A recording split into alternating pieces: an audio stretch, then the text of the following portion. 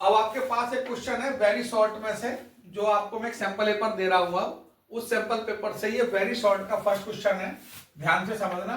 To different dice are tossed together, मतलब दो die हैं जिनको एक साथ टॉस किया जा रहा है। अब जब दो डाइस को एक साथ टॉस करते हैं तो मैं आपको सैंपल स्पेस पहले बता चुका हूं कि हो सकता है 1-1 आए, 1-2 आए, 1-3 आए, ऐसे करते हुए 1-6 तक आएगा। वैसे सेम अब यहाँ 2 से स्टार्ट होगा, 2-1, 2-2 मैं सब समझा चुका हूं, 2-6 से लेकर ऐसे ही 6-1, 6-2, 6-3 से लेकर 6-6 तक। तो आपके टोटल नंबर सैंपल स्पेस बनते हैं वो 6 की पावर n यानी 6 की पावर 2 36 बनेंगे। अब कहना क्या चाह रहा है, find the probability that the product of two numbers, ये जो दो नंबर आए ना, जैसे 1 1 1 2 ये दो नंबर है, ऑन द टॉप, जो टॉप पे दो नंबर आएंगे, ऑफ द डाइस इज 6, यानी कि डाइस पे टॉप पे जो दो नंबर आ रहे हैं उनका प्रोडक्ट 6 होना चाहिए, जिसकी प्रोबेबिलिटी आपसे पूछ रहा है। तो देखो टोटल नंबर ऑफ इवेंट तो आपको पता चल गए 36 है। अब जिसकी आपको प्रोबेबिलिटी बतानी है वो इवेंट क्या होगा, वो इवेंट होगा आपका जिन दो नंबरों का प्रोडक्ट 6 होगा। अब 6 किस किस का बनेगा, जैसे 1 और 6 का बनेगा। अगर आप 1 को 6 से मल्टीप्लाई करोगे तो क्या बनेगा, 6 आएगा। और ऐसे कब बनेगा, जब 2 और 3 को करोगे, 2 3 भी होगा तो 2 3 का 6 बनेगा, 3 2 का 6 बनेगा और 6 1 का बनेगा। बाकी 4 की टेबल में 6 नहीं आता है, 5 की टेबल में 6 नहीं आता है। तो ऐसे कितने इवेंट हो गए जिनका 6 आ रहा है, 1 2 3 4। अब आपको प्रोबेबिलिटी फाइंड करनी है इसकी, तो ये हो गया आपके फेवरेबल इवेंट 4 और ये हो गया total number of event this, तो 1/9 ये आपका आंसर हो गया इस क्वेश्चन का। अब ऐसे ही मैं और एक क्वेश्चन कराता हूं, अभी आपको मैं वेरी शॉर्ट से उसका क्वेश्चन नंबर 2 भी बता देता हूं, बहुत इंपॉर्टेंट क्वेश्चन है, एग्जाम में आता है।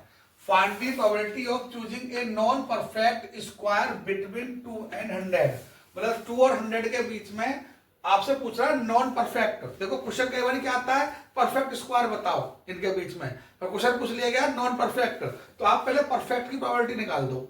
अब परफेक्ट नंबर कौन से होते हैं, देखो 2 के बाद 3 होता है, 3 का स्क्वायर 9 होता है, इन दोनों के बीच में आने वाले नंबर चाहिए, तो 3 का स्क्वायर, 4 का स्क्वायर, 5 का, 6 का, 7 का, 8 का और 9 का। लास्ट 9 का स्क्वायर 81 होगा, कि अगर आपने 10 का स्क्वायर किया तो 100 से पहुंच जाएगा वो, तो 100 के पहले के नंबर चाहिए आपको। तो अब कितने नंबर ऐसे हो गए जो परफेक्ट स्क्वायर है, तो वो हो गए 7, 1 2 3 4 5 6 7, ये ऊपर आ जाएगा। और टोटल नंबर कितने, 2 और 100 के बीच में, वो 97। कैसे, 1 से लेकर 100 तक तो 100 होते, पर अब 1 भी गायब है और 2 और 100 भी नहीं ले रहे, तो 3 नंबर हटा दोगे तो 97 आपके टोटल नंबर है। तो 7/97 किसका हुआ प्रोबेबिलिटी, परफेक्ट स्क्वायर नंबर की प्रोबेबिलिटी हुई। पर आपसे पूछ क्या रहा है, वो नॉन परफेक्ट। तो अब नॉन परफेक्ट के लिए क्या करते हैं, यानी कि नेगेटिव आ गया, तो नेगेटिव में क्या करते हैं, 1 में से घटा देते हैं। प्रोबेबिलिटी होती है कि अगर पीए है तो उसमें से पी नॉट निकालना है अगर आपको, तो 1 में से पीए को माइनस कर देते हैं, यानी कि दोनों का सम 1 होता है, तो अब 1 में से पीए घटा दो, पीए माने ये परफेक्ट स्क्वायर, तो 1 में से 7/97 माइनस करेंगे, एलसीएम लेंगे, 90/97 आपका आंसर आ जाएगा।